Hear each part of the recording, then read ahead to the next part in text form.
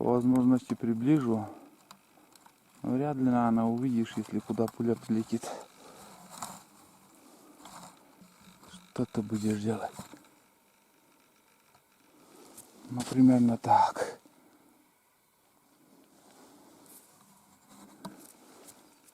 Уходит штатив, блин.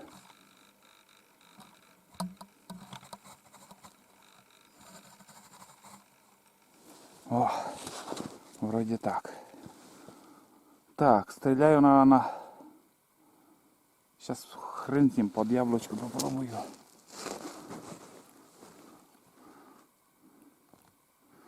Давайте под яблочку сейчас бахну.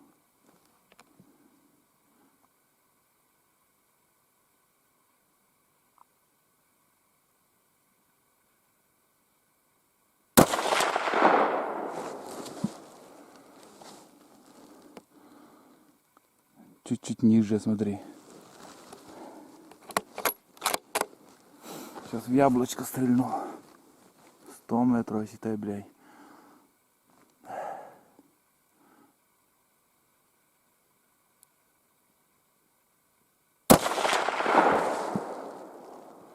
В яблочко стрелял. Но правее уходит пуля. Чуть выше. Правее. Сейчас я на...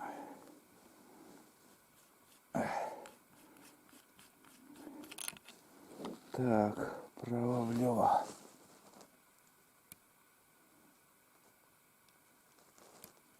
Получается у нас вот так надо. На 2 щелчка даже надо. На 2 щелчка в сторону сейчас должно в цель прийти. Также в яблочко буду стрелять.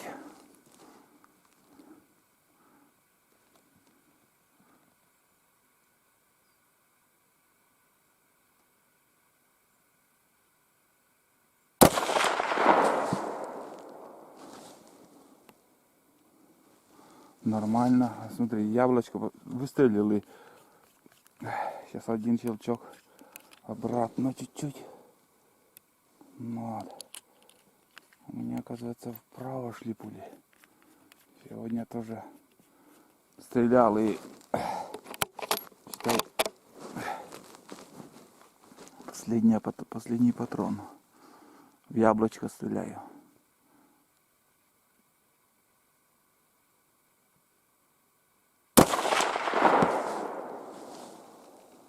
Вот так вот.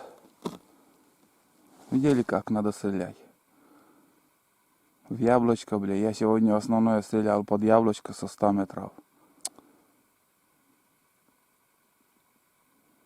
Блин.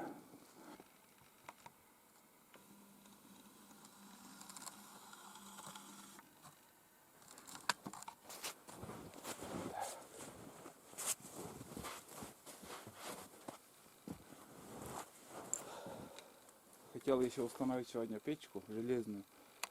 Времянку тоже. Но думаю уже не буду. Потому что сегодня точно мы в избушке не будем отдыхать или еще просто сидеть. Потихоньку буду собираться. Соберемся туда-сюда.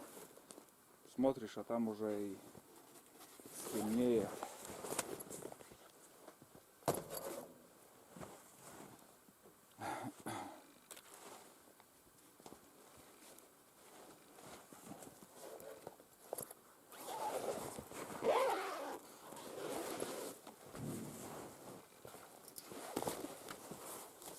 Погуляли капитально сегодня.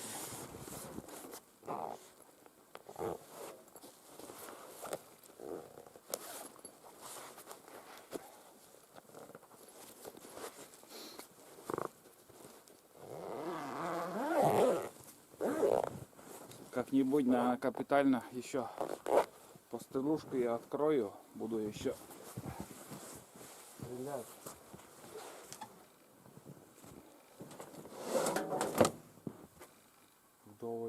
прогуляюсь еще. Сейчас попью чаек. Попью чаек, кофеек. И все будет ништяк.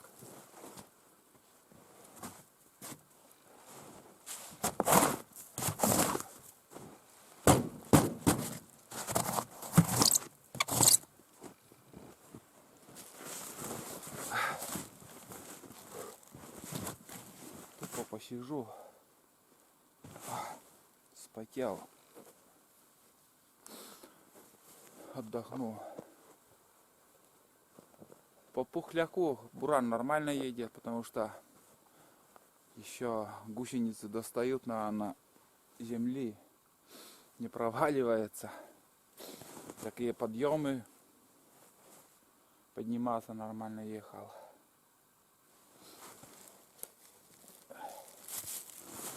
Вот. На стриме у меня спрашивали, почему я именно короткий буран взял.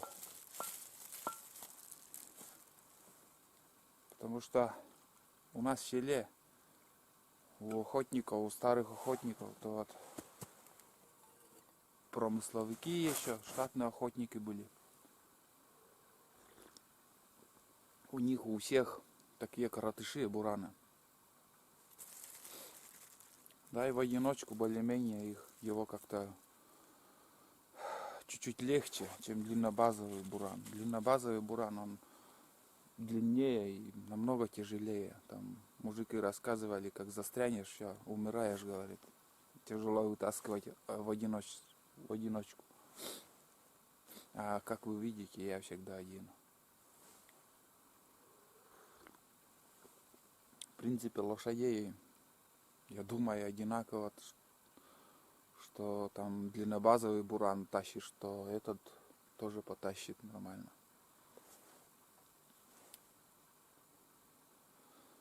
Вот.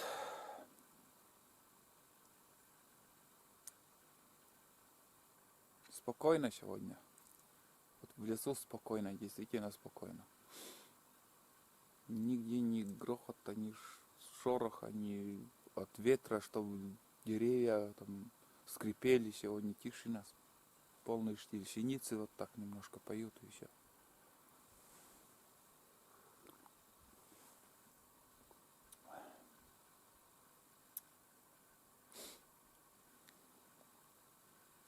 Хотел еще сегодня удочки брать с собой, думал порыбачить. Но без прицепа сегодня поехал. Налегке, думаю, съезжу. День поставлю на поездку до Сил-Юдора. Хотелось уже пострелять тоже по птицам. А когда ты ружье берешь и удочку берешь, туда хочется, сюда хочется, там, и разрываешь, и не знаешь, куда деваться. Ну, в прошлом году рыбалки не было тут, ну, вообще не клевало. И мужики тоже рыбачили, не клевало. А позапрошлом году также охотился я. И на вечерней рыбалке я много ельцов тоже поймал. Ну, видео там в плейлистах есть, показывал. Уже под фонариком рыбачил.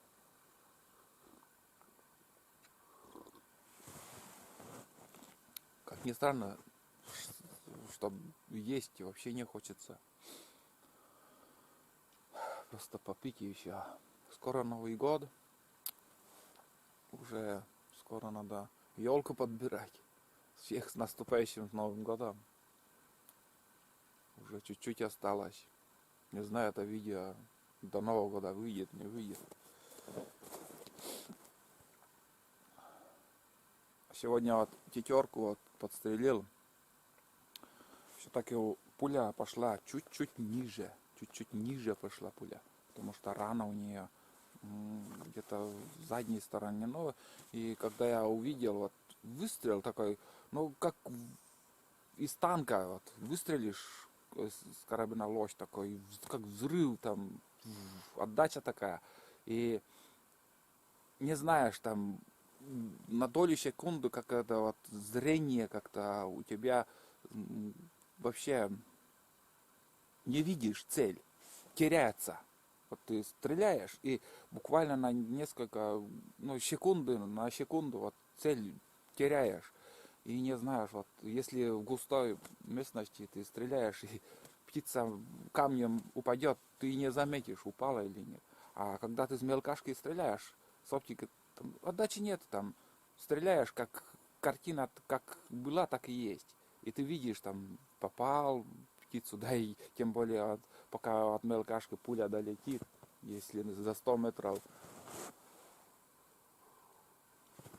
хорошо видно. А это первый выстрел, когда я выстрелил, вообще так, отдача такая, снег высыпался и не знаю куда-то, как будто один низом полетел на... Это нет, это я не попал, это стопудов не попал. Но все, вы видели, как стрелял. Стрелял, но в пустоту стрелял. Не знаю, где пуля летит. Выше, ниже, боком. Вот сейчас вот поправку я сделал, у меня чуть-чуть правее шли пули. Но и дома, когда пристреливался, пристреливал уже, также у меня вот правее шли. Но я внимания не обратил на это. А сейчас уже я уверенно, вот сейчас я понял, что у меня правее шли. И сейчас я поправку сделал. Сейчас ровно идут. Вот вертикально так. Если сам уже человек там может запутаться с расстоянием и не определить расстояние, где вот прицеливаться, выше, ниже. Но пуля летит именно вровень, так выше-ниже может лететь, но не в бок. В бок это уже когда ты дергаешь или еще. Основное все летит ровно.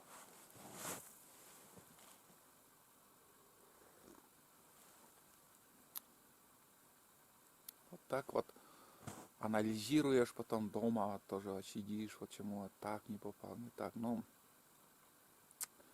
вот когда я все патроны сегодня вот без упора я стрелял и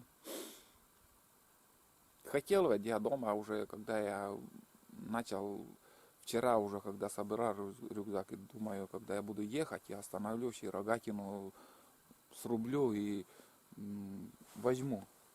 Пусть со мной будет вместо палки я. Вот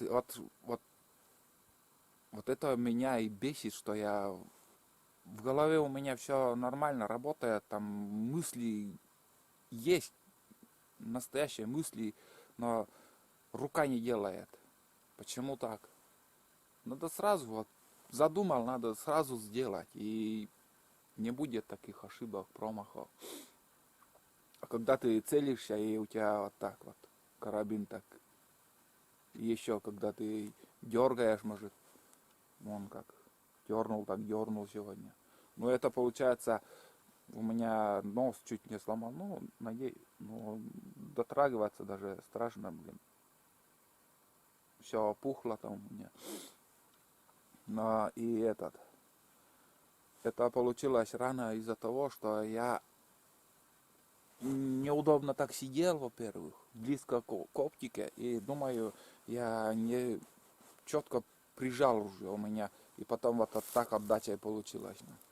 А когда ты плотно прижимаешь уже, и... Ну это, знаете, вот сидит птица, и уже знакомые говорят, что осторожные уже перестали они подпускать. И у тебя там один шанс для выстрела есть, и боишься, что улетит птица, спешкой все делаешь и мажешь.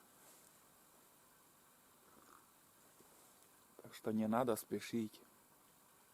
И рогатина нужна. Упор нужен для карабина, чтобы стрелять. Это мощный карабин. Мощный карабин лось вообще бьет жестко так. У меня руки синие после этих пострелов. Я хотел фотографию сделать, показать, но здесь вот все синее у меня. После той пострелушки, хотя в бушлате я был. Такая отдача мощная. Сильное оружие. Но, между прочим, птицу не рвет. Вот сегодня вот я показал косача, вот нигде кишки не торчат, ничего. Просто вот кровью залито, а даже не знаю, где вход, где выход.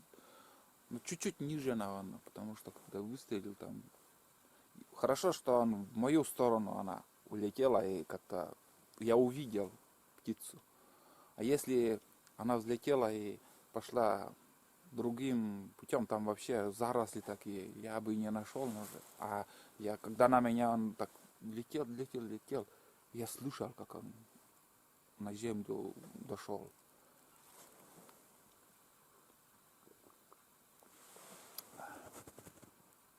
Просто вот хочется посидеть, поговорить.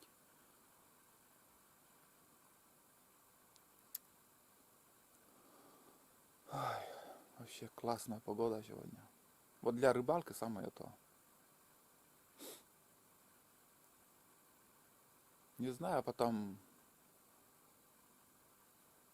схожу, не схожу, съезжу, не съезжу за этими косачами. Может, рыбалка у меня дальше будет, но особо такой тяги нету, что снова до туда подниматься. Я вот сегодня жег на больше 10 литров бензина. Может, даже и, да, больше 10. Наверное, литров 15 у меня уйдет, если не больше. Считайте, вот 15 литров бензина ушло у меня. Потом 7 раз, наверное, я выстрелил. 7 или 8 раз по птице я стрелял, по 21 рублей патрон. Вот такое удовольствие получил. Это считается невыгодной. Это я считаю невыгодой. Охота невыгодная. А еще спрашивали, вот выгодно ли возить валежники с тайги. Это, конечно же, выгодно. Я сейчас взял 14 кубов. 14 кубов за 10 тысяч рублей. А если за валежником съездить, скажем, ну, 10 километров на УАЗике, и 2 куба я приволоку, это 100%, 2,5, даже если сухие дрова. И я потрачу меньше денег, намного меньше, что вот я отдал сейчас вот.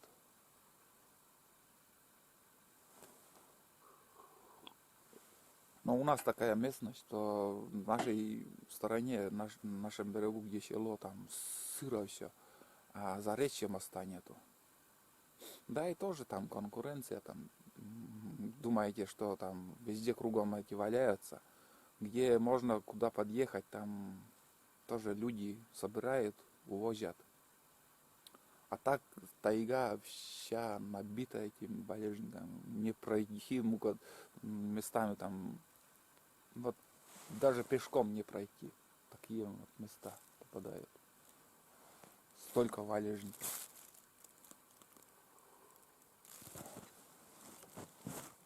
Добью, наверное, эту кофе уже. Знаете, вот, не знаю, организмы разные или что-то еще какое-то. Вот в фильмах, в жизни там смотришь, и многие вот, ну вот скажем, фильмы, когда смотришь, всегда там ночная смена, там пьют это кофе, чтобы не заснуть. Как бы бодрым становится, когда кофе пьешь. Но я лично, когда мне не спится, я пью кофе. И я, наоборот, засыпаю. Кофе для меня влияет, наоборот, сон как-то успокаивает, может, или еще. Некоторые пустырники пьют. А если мне не спится, я кофе бахну и с копыт, все. Я спокоен, я сплю нормально. Так что не надо думать, что кофе выпили и в сутки продержитесь. Нет. Это что-то другое. Некоторые, как наркотик, к кофе привыкают, и как действительно наркотик. Вот езжу в город, там, зайдешь в магазин, а там запах этого кофе, там, ну, гонят кофе, пьют, кружки аж вообще черные от этого кофе. шлак, наверное, в организме там накапливается от этого кофе. Я вот сегодня вот я выпил, мне вот там вместо заварки решил кофе взять.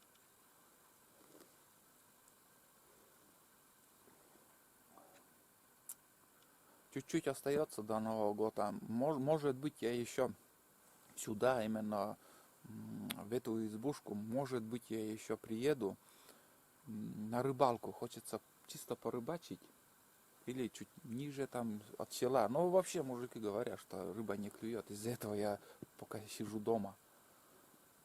Но надо попробовать тоже. Может, сюда приеду порыбачить. Посижу с удочкой.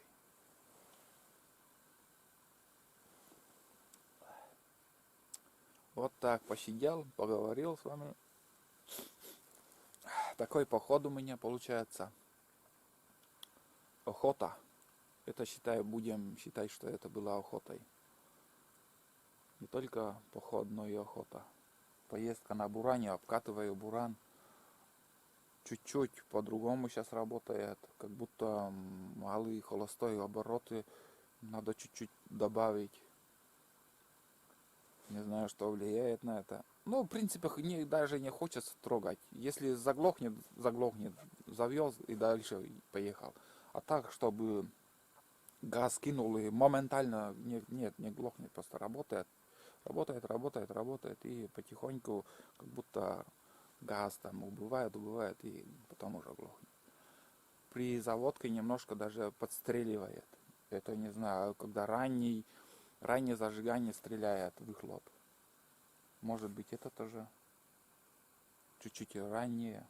Ну, пока все. Я когда купил первый новый буран этот, у меня тоже стреляло, так сильно стреляло, выхлоп даже взлетал, отсоединялись эти пружины, такие как взрыв, как с карабина тоже. А сейчас так, чуток подстреливает, ну и пускай. Сейчас позвоню еще знакомому, поспрашиваю у него, как мне быть, вот, что-то трогать или не стоит. Да, думаю, не стоит. Все нормально. Вот я сырой. Надо бы еще знаете что? Надо вот как-то подштанник, наштанник или что там, чтобы вот не надо, чтобы через сапоги одевать, а вот именно вот как-то сюда надел на липучки, чтобы, и все. И знаете, вот как в фильмах тоже показывают, стриптизеры там вырывают, и они без одежды. Вот так вырвал это теплые штаны, ну, до сюда, что колени, чтобы не мерзли, вот, когда едешь. И когда ты увидел, что там куда-то надо идти, к цели, там, к косачу или еще куда-то, так быстро с липучек снял и пошел.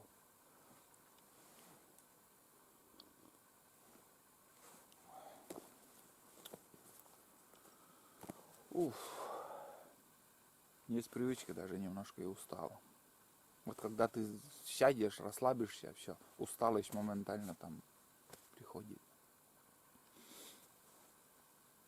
Да, в террорист бы не знаю пока. Пока не знаю. Только в январе, наверное, получится. Туда уже если подняться, там на несколько дней. А сейчас у меня до Нового года времени нету, чтобы бродить. Если только на рыбалку разок приехать и все. Вот. Ну, посмотрим, поживем, увидим. Сейчас я допью чай. И, может быть, еще метлу соберу немножко. И поедем. Тут больше делать нечего нам. Избушку наведались. Посмотрели, все нормально. Все четко.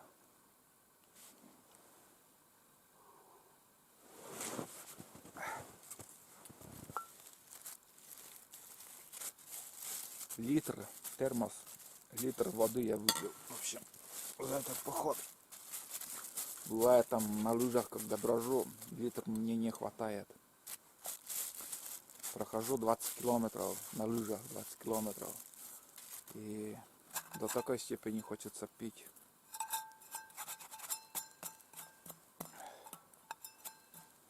Вот так. Следы лисы я видел, зайца видел сегодня, волка. Это в сторону Нившеры волки. И еще куропатки следы видел. Видел еще в одном месте, не то тетерка прошла, не то непонятно кто. Рябчиков следов не было, и перелетов рябчиков никаких не было.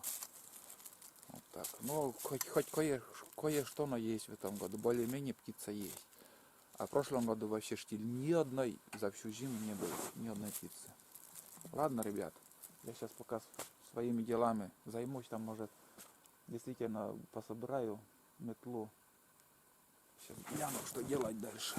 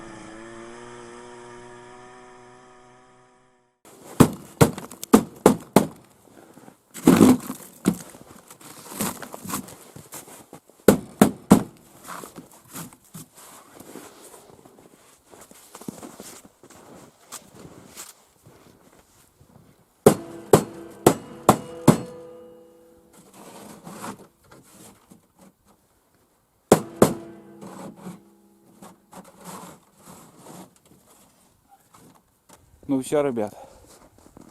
На этом поход буду заканчивать. Это последняя остановка у меня. Ну, на том же месте, где вот начинал снимать поход возле реки. Здесь также я остановился, нормально намотал, чтобы ничего не упало, не улетело на ходу. Ну, на пару веников там набрал эти прутики вот эти-то от березы. Добавлять больше нечего тут. Сейчас уже стемнеет. Я направляюсь домой. Отличный поход получился, одним словом. Я рад этому. Давно уже, больше месяца я не выходил из дома. Выходил, но в тайгу не выходил. Вот такие дела. Одним словом, ждите новое видео. Оно обязательно будет, потому что канал работает. Сейчас зимой, конечно, реже видео выходит через день, но стараюсь максимально больше выкладывать, чтобы было что вам смотреть, кто именно ждет мои фильмы. Вот так. Кто только что подписан, тоже очень благодарен вам, что подписались, смотрите мои видео. Вот так. Всех с наступающим, с Новым годом еще раз. Уже скоро Новый год. А на этом все. Всем пока и до новых встреч. Вот, ребята, волчий